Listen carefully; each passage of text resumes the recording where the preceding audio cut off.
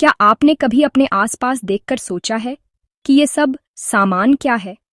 जिस कुर्सी पर आप बैठे हैं, जो हवा आप ले रहे हैं, जो पानी आप पी रहे हैं, ये सब मैटर है। मैटर सामान के लिए एक साइंटिफिक वर्ड है। अगर आप इसे छू सकते हैं, महसूस कर सकते हैं या इसका वजन भी कर सकते हैं, तो चांसेस हैं कि ये मैटर है। हजारों सालों से लोग ये पता लगाने की कोशिश कर रहे हैं कि यूनिवर्स किससे बना है। ये सबसे बड़े सवालों में से एक है जो हम पूछ सकते हैं, और जवाब समय के साथ बहुत बदल गए हैं। ये डिस्कवरी की एक जर्नी है जो हमें पुराने फिलॉसफी से लेकर मॉडर्न हाईटेक लेबोरेटरीज तक ले जाती है। मैटर को समझने की ये कोशिश असल में हमारे आसपास की हर चीज को समझने की कोशिश है। बहुत पहले, जब हमारे पास पावरफुल माइक्रोस्कोप और फैंसी इक्विपमेंट नहीं थे, तब पुराने विचारकों ने दुनिया को क्लासिफाई करने के लिए अपनी इंद्रियों और अपने बड़े दिमाग का इस्तेमाल किया। पुराने भारत में फिलोसोफर्स ने पंच तत्व या 5 एलिमेंट्स नाम का एक सुंदर विचार दिया।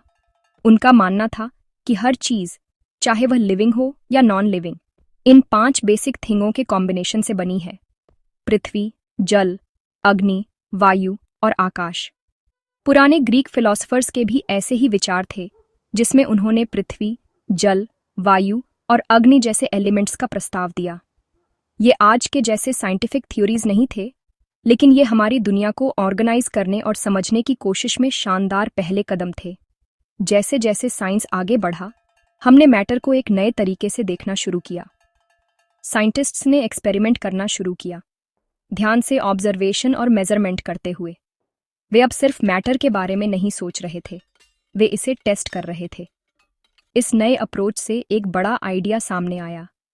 मैटर कोई एक कंटीन्यूअस चीज नहीं है, जैसा कि लकड़ी का एक चिकना ब्लॉक दिख सकता है, बल्कि ये छोटे छोटे पीसेस से बना है। ये पीसेस इतने छोटे होते हैं कि आप उन्हें अपनी आंखों से नहीं देख सकते। हम इन छोटे पीसेस को पार्टिकल्स कहते हैं।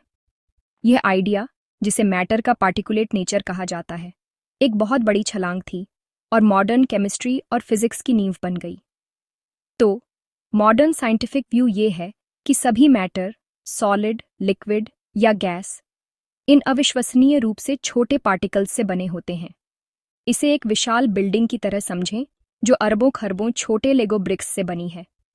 ब्रिक्स पार्टिकल्स हैं और बिल्डिंग वह ऑब्जेक्ट है जिसे आप देखते और छूते हैं।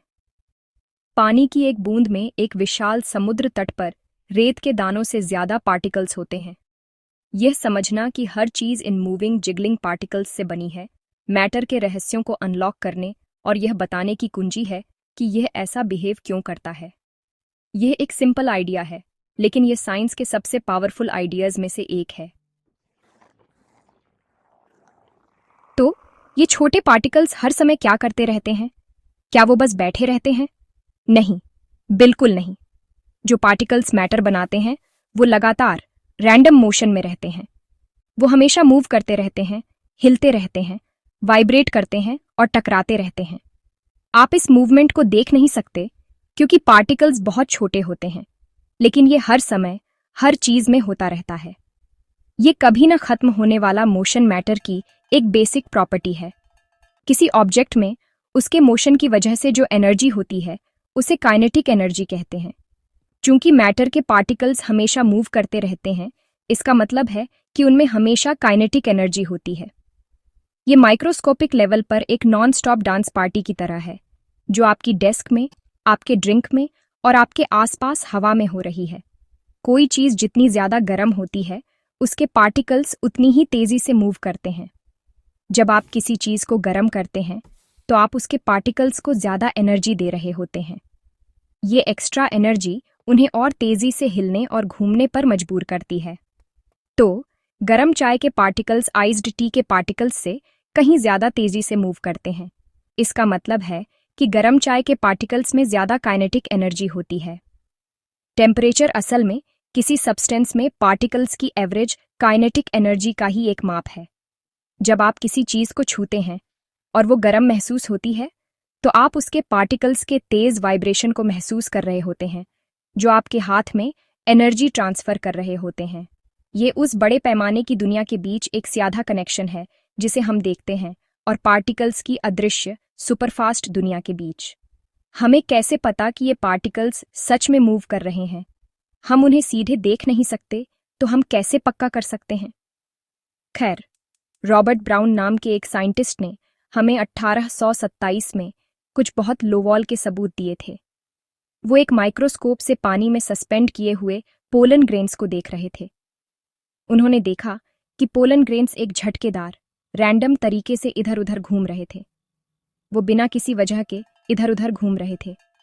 उन्होंने पहले सोचा कि पोलन जिंदा हो सकता है, लेकिन फिर उन्होंने धूल के साथ कोशिश की और वही चीज देखी। वो जो देख रहे थे वो अदृश्य पानी के पार्टिकल्स का नतीजा था, जो लगातार घूम रहे थे और कहीं ज्यादा बड़े पोलन ग्रेन्स से टकराकर उन्हें इधर उधर धकेल रहे थे। अदृश्य छोटे पार्टिकल्स के टकराने से होने वाली विजिबल पार्टिकल्स की इस रैंडम मूवमेंट को अब ब्राउनियन मोशन कहते हैं। ब्राउनियन मोशन माइक्रोस्कोपिक लेवल पर पिनबॉल के एक बड़े गेम की तरह है। कल्पना कीजिए कि एक विशाल beach ball, pollen grain, swimming pool की सतह पर तैर रही है। अब कल्पना कीजिए कि हजारों अदृश्य तैराक, पानी के पार्टिकल्स, सभी रैंडमली तैर रहे हैं। वो बीच बॉल से हर तरफ से टकराते रहते हैं। कभी कभी ज्यादा तैराक बाईं ओर से टकराते हैं तो वो दाईं ओर चला जाता है। फिर ज्यादा तैराक नीचे से टकराते हैं तो वो ऊपर चला जाता है। नतीजा ये होता है कि बीच बॉल रैंडमली हिलती डुलती रहती है। रॉबर्ट ब्राउन ने ठीक यही देखा था, और यह पहला सीधा सबूत था कि मैटर सच में छोटे, लगातार मूव करने वाले पार्टिकल्स से बना है। साइंस कूल है,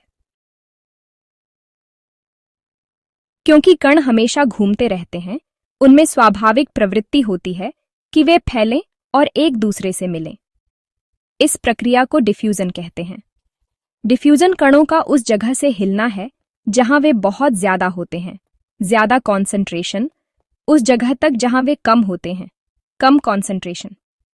ये सब अपने आप होता है, बिना किसी हिलाने या शेक करने की जरूरत के। ये कणों की बिना रुके रैंडम गति का सीधा नतीजा है।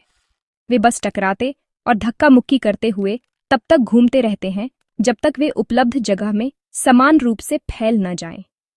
यह वैसा ही है जैसे जब क्लासरूम के स्टूडेंट्स को छुट्टी के लिए छोड़ा जाता है। वे सब दरवाजे पर ही नहीं रहते, वे पूरे खेल के मैदान में फैल जाते हैं। आप अपनी रोजमर्रा की जिंदगी में हर समय डिफ्यूजन होते हुए देखते हैं। अगर कोई किचन में कुकीज बेक कर रहा है तो आपको यह जानने के लिए किचन में होने की जरूरत नहीं है। जल्द ही स्वादिष्ट खुशबू पूरे घर में फैल जाती है। क्या हो रहा है? कुकीज से निकलने वाले छोटे खुशबूदार कण, गैसीय पदार्थ, ओवन से निकलकर हवा में बेतरतीब ढंग से घूम रहे हैं। वे हवा के कणों से टकराते हैं, इधर उधर उछलते हैं और धीरे धीरे किचन से, जहां वे बहुत ज्यादा कॉन्सेंट्रेटेड होते हैं, लिविंग रूम और बेडरूम तक फैल जाते हैं जहां पहले वे नहीं थे। आखिर में वे कुकी के कुछ कण आपकी नाक तक पहुंचते हैं और आपको कुकीज की खुशबू आती है। यही डिफ्यूजन है। डिफ्यूजन लिक्विड्स में भी होता है, हालांकि यह आमतौर पर गैसों की तुलना में थोड़ा धीमा होता है, क्योंकि लिक्विड में कण ज्यादा पास पास होते हैं। एक बढ़िया उदाहरण तब होता है जब आप एक गिलास साफ पानी में फूड कलरिंग की एक बूंद डालते हैं। पहले आपको रंग का एक गाढ़ा धब्बा दिखता है, लेकिन अगर आप इसे ऐसे ही छोड़ दें और देखें तो आपको रंग धीरे धीरे फैलना शुरू होता हुआ दिखेगा। रंगीन कण पानी के कणों के बीच घूमते और धक्का मुक्की करते हुए अपना रास्ता बना रहे हैं। समय के साथ वे तब तक फैलेंगे जब तक पानी का पूरा गिलास एक ही समान रंग का न हो जाए। आपको इसे हिलाने की जरूरत नहीं पड़ी। कणों की रैंडम गति ने आपके लिए सारा काम कर दिया। यह डिफ्यूजन का एक परफेक्ट विजुअल डेमोन्स्ट्रेशन है। डिफ्यूजन की स्पीड कुछ बातों पर निर्भर करती है। जैसा कि हमने सीखा, तापमान एक बड़ी भूमिका निभाता है। अगर आप फूड कलरिंग एक्सपेरिमेंट को गर्म पानी के गिलास और ठंडे पानी के गिलास में आजमाते हैं तो आपको एक बड़ा अंतर दिखेगा। रंग गर्म पानी में बहुत तेजी से फैलेगा। क्यों? क्योंकि गर्म पानी में कणों में ज्यादा काइनेटिक एनर्जी होती है। वे तेजी से घूम रहे होते हैं और एक दूसरे से ज्यादा जोर से टकराते हैं। इससे फूड कलरिंग के कण ज्यादा तेजी से मिलते और फैलते हैं। तो ज्यादा तापमान का मतलब है तेजी से डिफ्यूजन। यह सिद्धांत गैसों पर भी लागू होता है, इसीलिए गर्म दिन में खुशबू ज्यादा तेजी से फैलती हुई लगती है। यह सब उस मौलिक विचार से जुड़ा हुआ है। कण हमेशा घूमते रहते हैं। अब जब हम जानते हैं कि मैटर छोटे घूमने वाले पार्टिकल्स से बना है, तो आइए उनकी कुछ दूसरी स्पेशलियतों को देखते हैं। सबसे जरूरी स्पेशलियतों में से एक ये है कि इन पार्टिकल्स के बीच में जगह होती है। वे बिना किसी खाली जगह के एक साथ पैक नहीं होते हैं। एक ठोस चीज में भी, जो पूरी तरह से घनी लगती है, जैसे स्टील का एक ब्लॉक, अलग अलग एटम्स के बीच में बहुत छोटे गैप होते हैं। ये अजीब लग सकता है, लेकिन ये कई थिंगों को समझाता है। सोचिए क्या होता है जब आप पानी में चीनी घोलते हैं। आप एक ग्लास पानी में काफी चीनी डाल सकते हैं और पानी का लेवल ज्यादा बढ़ता हुआ नहीं दिखता है। चीनी कहाँ जाती है? चीनी के छोटे पार्टिकल्स चीनी के क्रिस्टल से अलग होकर पानी के पार्टिकल्स के बीच मौजूद खाली जगहों में फिट हो जाते हैं।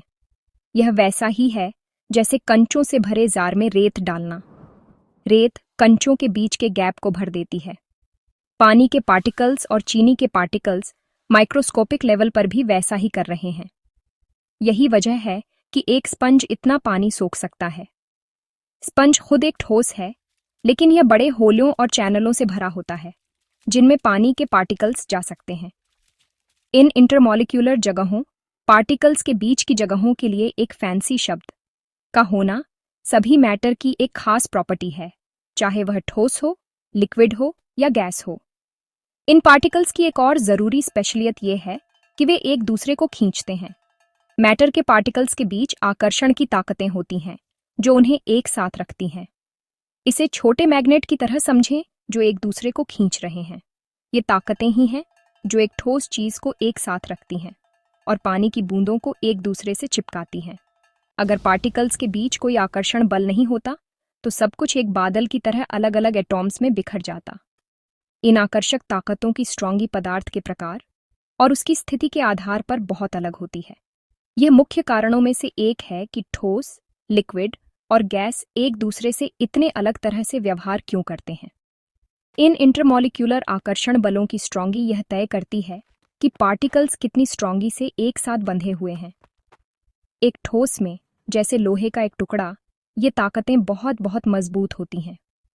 पार्टिकल्स कसकर अपनी जगह पर जमे होते हैं, सिर्फ हिलने डुलने में सक्षम होते हैं। यही वजह है कि एक ठोस की एक निश्चित शेप होती है। एक लिक्विड में, जैसे पानी, ताकतें लोजोर होती हैं। वे पार्टिकल्स को एक साथ रखने के लिए काफी मजबूत होती हैं, लेकिन उन्हें अपनी जगह पर बांधे रखने के लिए इतनी मजबूत नहीं होती। पार्टिकल्स एक दूसरे के ऊपर से फिसल सकते हैं। यही वजह है कि एक लिक्विड बह सकता है और अपने कंटेनर का आकार ले सकता है। एक गैस में, जैसे हवा जो आप सांस लेते हैं, आकर्षण की ताकतें बहुत लो जोर होती हैं, लगभग न के बराबर। पार्टिकल्स दूर दूर होते हैं और आज़ादी से घूमते हैं। यही वजह है कि एक गैस किसी भी कंटेनर को भर देगी जिसमें आप उसे डालते हैं। पार्टिकल अरेंजमेंट, मूवमेंट और अट्रैक्शन के बारे में जो हम जानते हैं, उसके आधार पर हम मैटर के 3 सबसे कॉमन स्टेट्स, सॉलिड, लिक्विड और गैस को इजी से समझ सकते हैं। चलिए सॉलिड्स से शुरू करते हैं। एक सॉलिड में पार्टिकल्स बहुत कसकर एक फिक्स्ड और अक्सर व्यवस्थित पैटर्न में एक साथ बंधे होते हैं। उनके बीच अट्रैक्शन फोर्स बहुत मजबूत होते हैं, जो उन्हें अपनी जगह पर कसकर पकड़े रखते हैं। इसीलिए सॉलिड्स का एक डेफिनिट शेप और डेफिनिट वॉल्यूम होता है। एक ईंट हमेशा ईंट ही रहती है। अगर आप उसे एक बॉक्स से टेबल पर रखते हैं, तो उसका शेप नहीं बदलता। एक सॉलिड में पार्टिकल्स एक जगह से दूसरी जगह नहीं जा सकते, लेकिन उनमें काइनेटिक एनर्जी होती है। वे अपनी फिक्स्ड पोजीशंस में आगे पीछे वाइब्रेट करते हैं। सॉलिड्स को कंप्रेस करना भी बहुत मुश्किल होता है, क्योंकि उनके पार्टिकल्स पहले से ही बहुत पास होते हैं। आगे लिक्विड्स की बात करते हैं। एक लिक्विड में पार्टिकल्स अभी भी पास होते हैं, लेकिन वे एक फिक्स्ड पैटर्न में बंधे नहीं होते। अट्रैक्शन फोर्स सॉलिड्स की तुलना में लो जोर होते हैं। पार्टिकल्स को एक साथ रखने के लिए पर्याप्त मजबूत होते हैं, लेकिन उन्हें एक दूसरे के ऊपर से फिसलने देने के लिए पर्याप्त लो जोर होते हैं। यही लिक्विड्स को समझने की कुंजी है। क्योंकि पार्टिकल्स घूम सकते हैं। एक लिक्विड का कोई डेफिनेट शेप नहीं होता। ये जिस भी कंटेनर में होता है उसका शेप ले लेता है।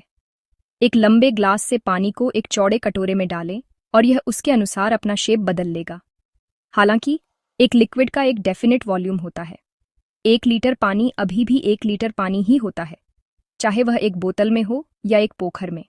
लिक्विड्स को कंप्रेस करना भी मुश्किल होता है, क्योंकि सॉलिड्स की तरह उनके पार्टिकल्स पहले से ही काफी पास होते हैं। आखिर में हमारे पास गैसें हैं। एक गैस में पार्टिकल्स एक दूसरे से बहुत दूर होते हैं। उनके बीच अट्रैक्शन फोर्स इतने लोज़ौर होते हैं कि वे लगभग न के बराबर होते हैं। इसका मतलब है कि पार्टिकल्स किसी भी दिशा में बेतरतीब ढंग से और तेज स्पीड से घूमने के लिए आज़ाद होते हैं।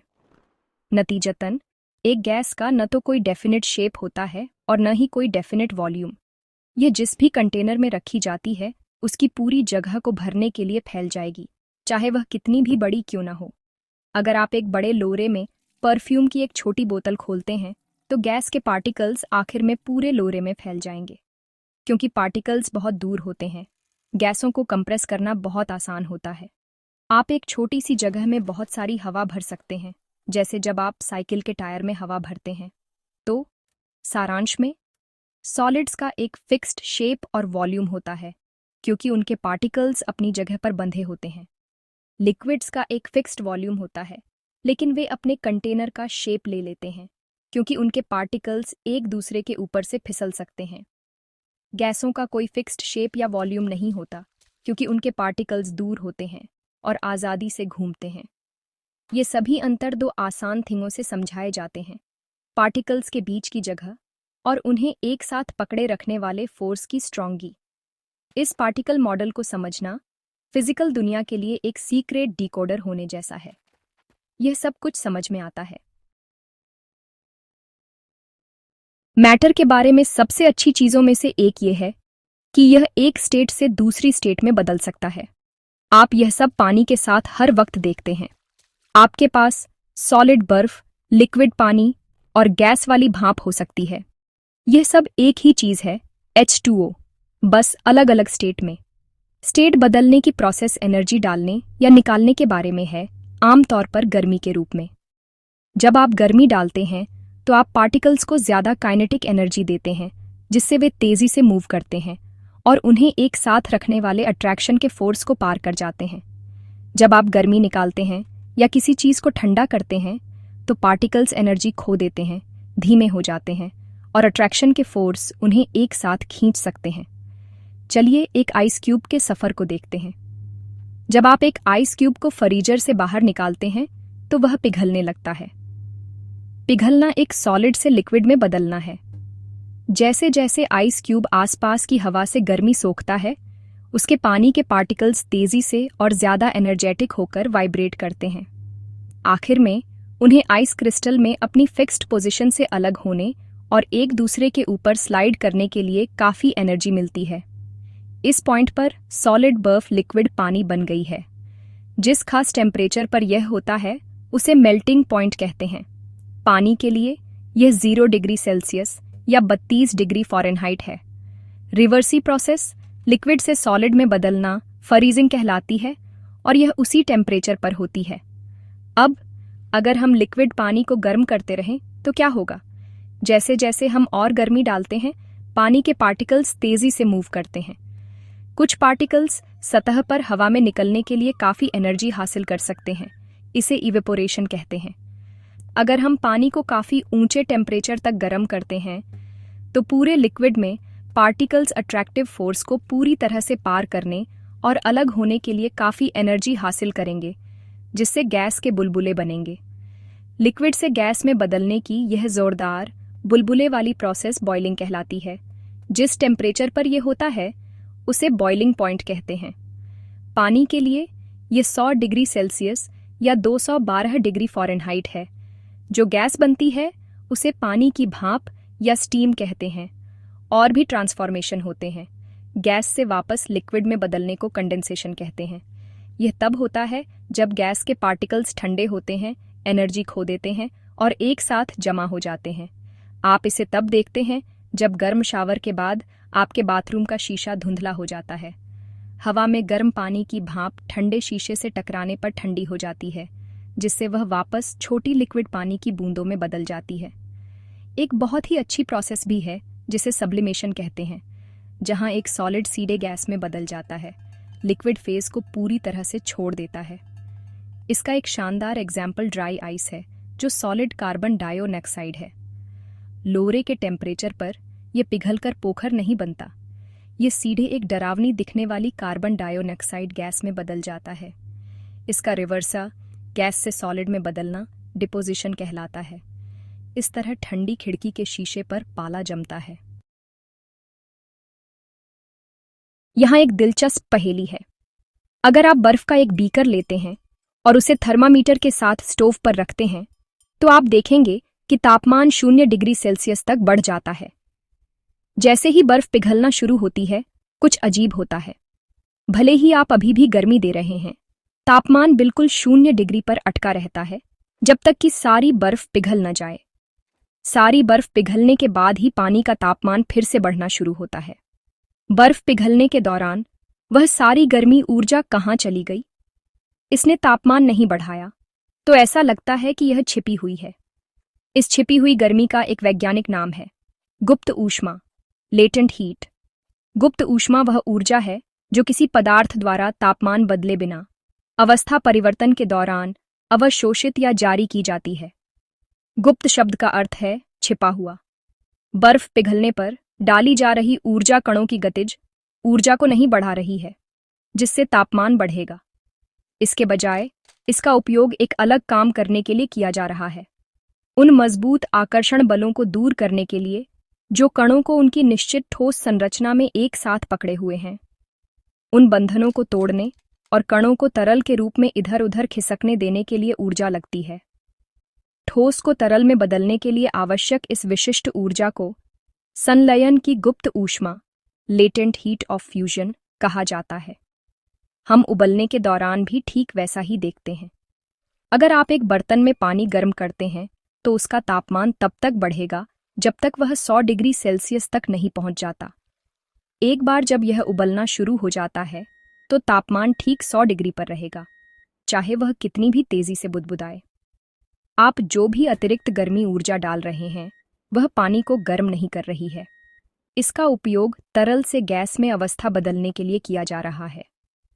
यह ऊर्जा वाष्पीकरण की गुप्त ऊष्मा, लेटेंट हीट ऑफ वेपराइजेशन, वह है जो कणों को तरल से पूरी तरह से मुक्त होने और भाप के कणों के रूप में उड़ने के लिए पर्याप्त बढ़ावा देती है। यही कारण है कि 100 डिग्री पर भाप 100 डिग्री पर उबलते पानी की तुलना में कहीं अधिक गंभीर जलन पैदा कर सकती है। भाप में वह सारी अतिरिक्त छिपी हुई गुप्त ऊष्मा होती है, जिसे वह संघनित होने पर आपकी त्वचा पर छोड़ती है। गुप्त ऊष्मा की यह अवधारणा हमारी दुनिया में अविश्वसनीय रूप से महत्वपूर्ण है। यही कारण है कि पसीना आपको ठंडा करता है। जब पसीना आपकी त्वचा से वाष्पित होता है, तो यह तरल से गैस में बदल जाता है। ऐसा करने के लिए इसे ऊर्जा की आवश्यकता होती है, और यह उस ऊर्जा, वाष्पीकरण की गुप्त ऊष्मा, को आपकी त्वचा से लेता है। जैसे ही आपकी त्वचा गर्मी खोती है, वह ठंडी महसूस होती है। रेफ्रिजरेटर और एयर कंडीशनर भी इसी सिद्धांत पर काम करते हैं। वे एक विशेष तरल का उपयोग करते हैं, जिसे बार बार वाष्पित और संघनित किया जाता है। जैसे ही तरल फ्रिज के अंदर वाष्पित होता है, यह भोजन से गर्मी को अवशोषित करता है, जिससे वह ठंडा रहता है। गुप्त ऊष्मा कई शीतलन प्रौद्योगिकियों के पीछे का गुप्त इंजन है, जो सभी अवस्थाओं को बदलने के साधारण भौतिकी द्वारा संचालित हैं। हमने बहुत बात की है कि तापमान मैटर की स्टेट को कैसे अफेक्ट करता है। गर्मी डालने से पार्टिकल्स को ज्यादा एनर्जी मिलती है, जिससे वे सॉलिड से लिक्विड और फिर गैस में बदलने में हेल्प करते हैं। लेकिन तापमान ही एलोवात्र चीज नहीं है जो मायने रखती है। प्रेशर भी एक बड़ा रोल प्ले करता है। प्रेशर एक सर्टेन एरिया पर लगाए गए फोर्स की अमाउंट है। जब हम गैसों की बात करते हैं, तो यह प्रेशर गैस के पार्टिकल्स से आता है जो अपने कंटेनर की दीवारों से टकराते हैं। किसी सब्सटेंस पर प्रेशर बदलकर हम उसे अपनी स्टेट बदलने के लिए भी फोर्स कर सकते हैं, कभी कभी ऐसे तरीकों से जो हमारे लिए बहुत यूजफुल होते हैं। यह मैटर के लिए एक टू वे कंट्रोल पैनल की तरह है। आप टेम्परेचर डायल या प्रेशर डायल को एडजस्ट कर सकते हैं। चलो सोचते हैं कि प्रेशर बढ़ाना कैसे काम करता है। जब आप किसी गैस पर प्रेशर बढ़ाते हैं तो आप उसके पार्टिकल्स को एक दूसरे के करीब दबाते हैं। अगर आप उन्हें इतना करीब दबाते हैं कि उनके बीच के वीक फोर्स ऑफ अट्रैक्शन अचानक इतने मजबूत हो जाते हैं कि वे उन्हें लिक्विड के रूप में एक साथ पकड़ सकें, इसे लिक्विफैक्शन कहते हैं।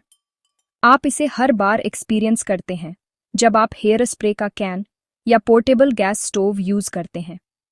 कैन के अंदर प्रोपेन या ब्यूटेन जैसा सब्सटेंस होता है।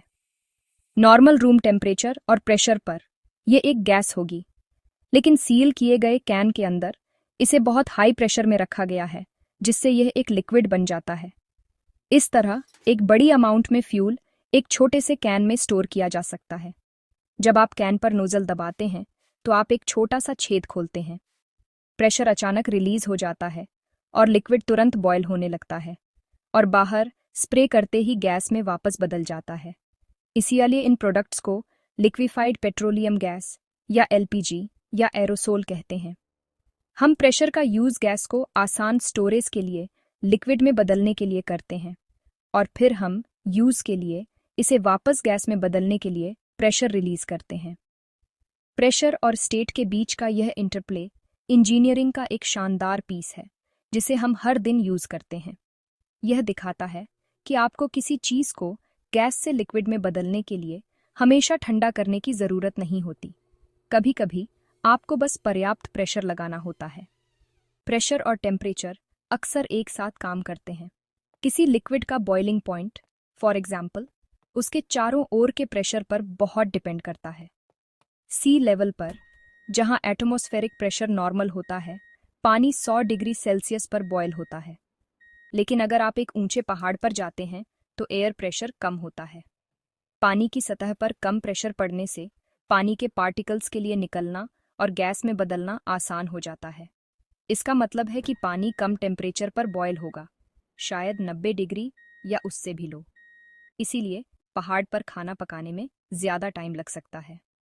पानी बॉयल हो रहा है, लेकिन यह उतना गर्म नहीं होता जितना सी लेवल पर होता। इसके उलट एक प्रेशर कुकर में प्रेशर बढ़ाया जाता है, जिससे पानी का बॉइलिंग पॉइंट शायद 120 डिग्री सेल्सियस तक बढ़ जाता है, जिससे खाना बहुत तेजी से पकता है। बहुत टाइम तक हम सोचते थे कि सॉलिड, लिक्विड और गैस ही मैटर की सिर्फ स्टेट्स हैं। पर जैसे जैसे फिजिक्स की हमारी समझ बढ़ी, हमें पता चला कि कहानी में और भी बहुत कुछ है। चलो इससे शुरू करते हैं कि क्या होता है अगर आप किसी गैस को बहुत ज्यादा टेम्परेचर पर गर्म करते रहें। हम हजारों डिग्री सेल्सियस की बात कर रहे हैं। अगर आप इतनी ज्यादा एनर्जी डालते हैं तो पार्टिकल्स सिर्फ तेजी से मूव नहीं करते। एनर्जी इतनी ज्यादा हो जाती है कि वह एटम्स को ही तोड़ना शुरू कर देती है। नेगेटिव चार्ज वाले इलेक्ट्रॉन्स अपने पॉजिटिव चार्ज वाले एटॉमिक न्यूक्लियाई से अलग हो जाते हैं। जो बचता है वह है आयंस और इलेक्ट्रॉन्स का एक बहुत गर्म, इलेक्ट्रिकली चार्जड सूप। मैटर की इस सुपर एनर्जाइज्ड स्टेट को प्लाज्मा कहते हैं।